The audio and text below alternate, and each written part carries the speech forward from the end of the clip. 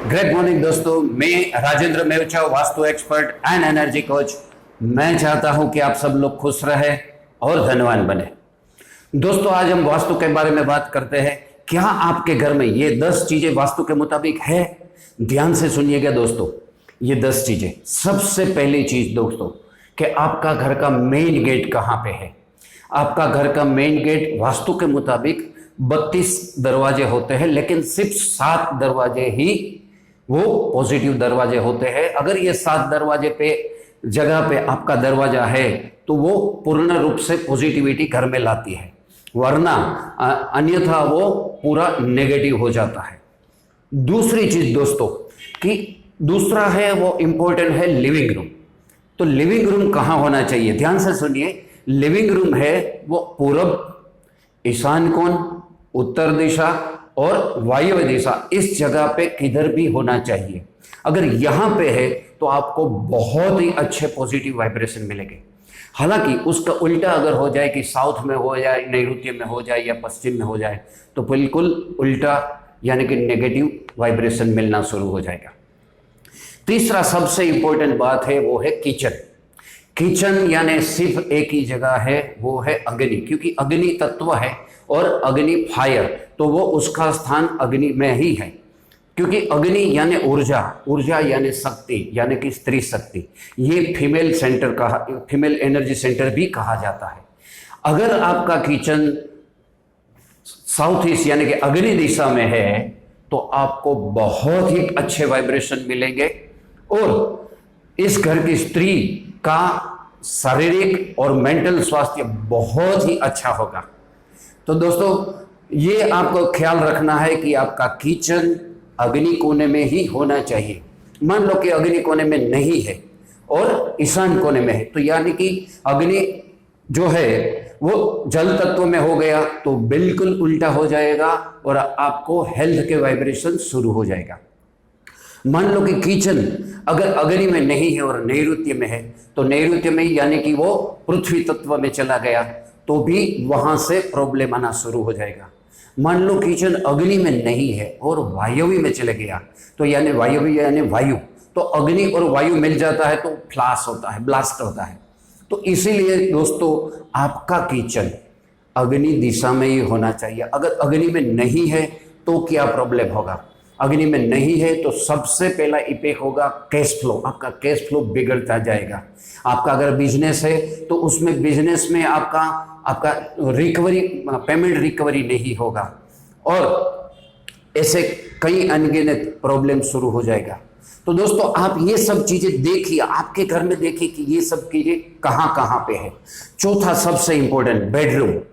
तो दोस्तों, बेडरूम 4 प्रकार के होते हैं। सबसे पहला है मास्टर बेडरूम। तो master bedroom, children bedroom, Elder bedroom और गेस्ट बेडरूम। तो मास्टर बेडरूम सिर्फ और सिर्फ साउथ वेस्ट यानी कि नैऋत्य दिशा में ही होना चाहिए, क्योंकि वो पृथ्वी तत्व है।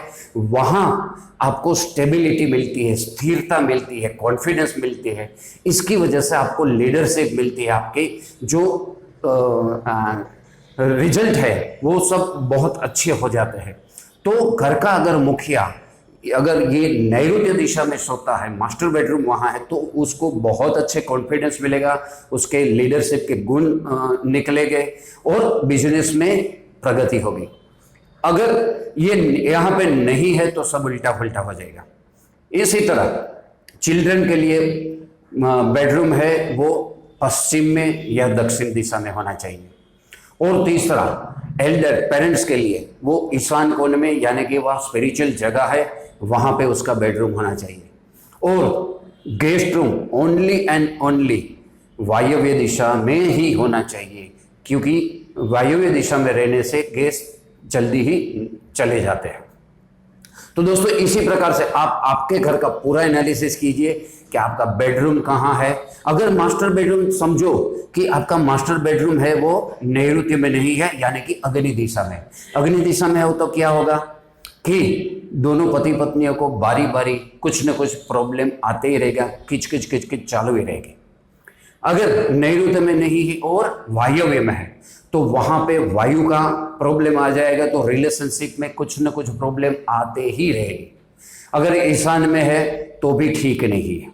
तो दोस्तों आप ये सब चेक करो कि आपका ये बेडरूम कहाँ पे है, खुद का ये सब 10 पॉइंट एनालिसिस करो। आगे देखते हैं हम 5वां पॉइंट, वो है बाथरूम यानी कि स्नान घर। अभी हम करंट सिचुएशन में रहते हैं तो वो सब लोग हमारे पुराने रीति रिवाज भूल चुके हैं और सब बाथरूम यानी टॉयलेट सब एक साथ ही होता है, लेकिन वो सब गलत है। बाथरूम यानी कि स्नान घर, उसके साथ टॉयलेट कभी वास्तु में अलाउड नहीं है। स्नान घर सिर्फ और सिर्फ ईशान कोने में, या दूसरा पूरब कोने में, पूरब दिशा में, या तीसरा उत्तर दिशा में। ये 3 जगह में ही होना चाहिए। वहाँ जल तत्व है इसलिए वहाँ पे ही होना चाहिए। अगर बाथरूम यहाँ नहीं है तो वो सब उल्टा पुल्टा हो जाएगा। इसलिए मैं बोलता हूँ ये सिर्फ बाथरूम की बात कर रहा हूँ, मैं टॉयलेट की बात नहीं करता हूँ। अभी 6ठा पॉइंट है, वो है टॉयलेट। टॉयलेट कहाँ पे होना चाहिए? टॉयलेट है वो पश्चिम और वायव्य दिशा के बीच में होना चाहिए, या तो दक्षिण दिशा और नैऋत्य दिशा के बीच में। ये 2 स्थान पे आप टॉयलेट बना सकते हैं, क्योंकि दोपहर के बाद जब सूरज की रोशनी यहाँ पे आती है तो इंफ्रारेड जो रेज आते हैं वो सब बेड ऊर्जा, टॉयलेट की जो गंदी ऊर्जा है उसको निकाल लेता है। इसीलिए ये पूरा साइंटिफिक है कि ये इसी जगह पे होना चाहिए। तो आप देखो, अगर आपका टॉयलेट यहाँ पे नहीं है और मानो कि ईशान कोने में है तो क्या होगा? सुबह की जो पहले किरण की ऊर्जा आएगी वो पूरे घर में, कौन सी ऊर्जा? वो बेड ऊर्जा में मलिन ऊर्जा होके घर में आएगी, तो क्या होगा? हेल्थ का प्रॉब्लम आएगा। तो इसीलिए ये पूरा साइंटिफिक है कि ये टॉयलेट किधर होना चाहिए। 7वीं चीज, मंदिर। मंदिर हमारा ओनली एंड ओनली ईशान कोने में होना चाहिए। अगर ईशान कोने में नहीं है तो दूसरा ऑप्शन है पूर्व दिशा में या तो उत्तर दिशा में।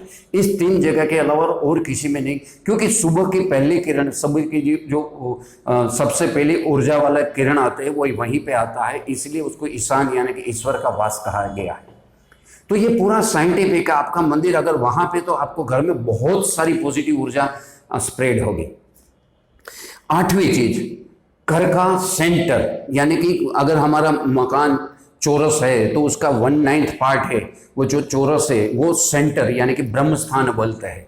वो ब्रह्म स्थान है, वो सेंटर हमारा पूरा ओपन टू स्पेस होना चाहिए और वहाँ बहुत ही हल्का होना चाहिए, वहाँ कोई वेट नहीं होना चाहिए। तो उसके मुताबिक हमें पूरी वाइब्रेशन मिलनी शुरू हो जाती है। आप देखो गांव के मकान में देखो, पूरे घर में ऐसा मकान होता है और बीच में पूरा खुला रहता है। तो ये पूरा साइंटिफिक है। 9वीं चीज है हमारे घर का यानी कि वास्तु का शेप। हमारे घर का शेप है या तो स्क्वायर होना चाहिए या तो रेक्टेंगल होना चाहिए, तो ही आपको परफेक्ट ऊर्जा मिलेगी। कहाँ भी कट नहीं होना चाहिए, या तो कोई भी कोना बढ़ा होना चाहिए। कट होगा तो क्या होगा? कोई ना कोई दिशा कट हो जाएगी तो उसका वाइब्रेशन, खराब वाइब्रेशन मिलेगा। अगर बढ़ गया तो उसका बढ़ोतरी वाला वाइब्रेशन भी मिलेगा, वो भी बराबर नहीं है। तो हमारे मकान का शेप चौरस या लंबचौरस यानी कि स्क्वायर और रेक्टेंगल ही होना चाहिए। आप पूरा देखो आपके घर में। अब मैं देखता हूं कि पूरे इंडिया में अभी मेट्रो सिटी में जाओ या सिटीज में जाओ तो मेजोरिटी फ्लैट्स में ये होता ही नहीं है, एक इधर ऐसा होता है। आप पूरा देखो कि आपका घर ये 10 पॉइंट में कहाँ बैठता है। और सबसे लास्ट पॉइंट में बात करता हूँ, 10वां पॉइंट, कि घर की ऊर्जा, घर का वाइब्रेशन। आपको मैं एक बहुत अच्छी चीज सिखाता हूं कि जब भी आपका घर का वाइब्रेशन कैसे चेक करें, कि जब भी आप घर में अंदर प्रवेश करें और जैसे कि आपकी राइट नोज में आपको वाइब्रेशन आने शुरू हो जाते हैं तो समझो उस घर की ऊर्जा बहुत ही पॉजिटिव है। और जैसे कि आप घर में प्रवेश करते हो लेफ्ट नोज में ऊर्जा जाती है तो समझो यहाँ नेगेटिव ऊर्जा है। और समझो दोनों में जाती है तो यहाँ का एवरेज है, मीडियम है। तो ध्यान से देखो, ये 10 पॉइंट आपके घर में पूरा चेक करो और देखो। और ये घबराने की कोई जरूरत नहीं, अगर किसके मुताबिक नहीं है तो कोई बात नहीं। हमारे ऋषि मुनियों ने उसका पूरा उकेल, उसका पूरा इलाज हमको बिना वास्तु को तोड़ फोड़ के बताया है। मैं राजेंद्र मेवचा, हमने लास्ट 13 साल में करीबन 1500 से ज्यादा वास्तु किया है और वो सब बिना तोड़ फोड़ के किया है और कई सारे लोगों की जिंदगी में हमने बदलाव लाया है, बहुत सारी सफलता दिलाई है। तो ये अगर आपके घर में कुछ इसके मुताबिक नहीं है तो घबराने की कोई ज़रूरत नहीं है, आप हमारे वास्तु कंसल्टेंसी का लाभ ले सकते हैं। आप अगर आपको ये वास्तु कंसल्टेंसी चाहिए तो आप हमें कृपया फ़ोन कर सकते हैं 7405068608। Thank you very much friends, thank you.